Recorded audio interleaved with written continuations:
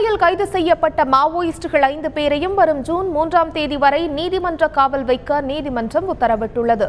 கோவையில் கடந்த 4ஆம் தேதி மாவோயிஸ்ட் ரூபேஷ், அவரது மனைவி சைனா மற்றும் ஈஸ்வரன் கண்ணன், அனூப் ஆகியோரை கியூ பிரிவு போலீசார் கைது செய்தனர். தமிழக கியூ பிரிவு போலீசாரின் மனுவை ஏற்ற கோவை மகளிர் நீதிமன்ற நீதிபதி சுப்பிரமணியம் மூவரையும் 10 நாட்கள் காவலில் வைத்து விசாரிக்க உத்தரவு பிறப்பித்தார். இதனையடுத்து மாவோயிஸ்டுகள் 5 பேரையும் 10 நாட்கள் முடிந்து மகளிர் நீதிமன்றத்தில் தமிழக கியூ பிரிவு போலீசார் இன்று ஆஜர்படுத்தினர். இதையடுத்து மாவோயிஸ்டுகள் 5 பேரையும் வரும் ஜூன் 3ஆம் தேதி வரை நீதிமன்ற காவலில் வைக்க நீதிமன்றம் உத்தரவிட்டுள்ளது. இவர்களை தனிமைச் சிறையில் அடைக்கின்ற ஒரு வேலை என்பது கடந்த காவலின் போது நடந்திருக்கிறது. தனிமைச் சிறையிலே அவர்கள் அடைக்கப்பட்டிருந்திருக்கிறார்கள்.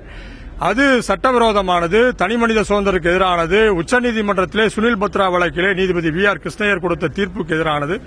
எனவே அதை போன்ற ஒன்றை அவர்கள் செய்தார்கள் என்று சொன்னால் சிறைத்துறை அது சட்டவிரோதமானது என்று சொன்னால் நீதிபதி அதை ஏற்றுக்கொண்டு சிறைத்துறை எந்த அடிப்படையில் அப்படி செய்தது என்ற ஒரு வினா எழுப்பினார். அதுபோல செய்யக்கூடாது, தனிமைச் சிறையில் அவர்களை நடத்தக்கூடாது, சட்டத்திலே உள்ள எல்லா உதவிகளும் அவர்களுக்கு கிடைக்கப்பட வேண்டும் என்று சொன்னார். வரும் 3/6/2015 வரை காவலை அவர் நீடிப்பு செய்துள்ளார், நீதிமன்ற காவலை. இதனிடையே கர்நாடக போலீசார் தங்களை என்கவுண்டர் செய்ய திட்டமிட்டுள்ளதாகவும், இருப்பினும் தங்கள் போராட்டம் தொடரும் என்றும் மாவோயிஸ்டுகள் தெரிவித்தனர். உண்மையான ஜனநாயகத்திற்குமான போராட்டம் வெல்லும். கர்நாடக போலீசார் பயமுறுத்திய அந்த பயமுறுத்தலுக்கெல்லாம் அஞ்ச மாட்டோம்.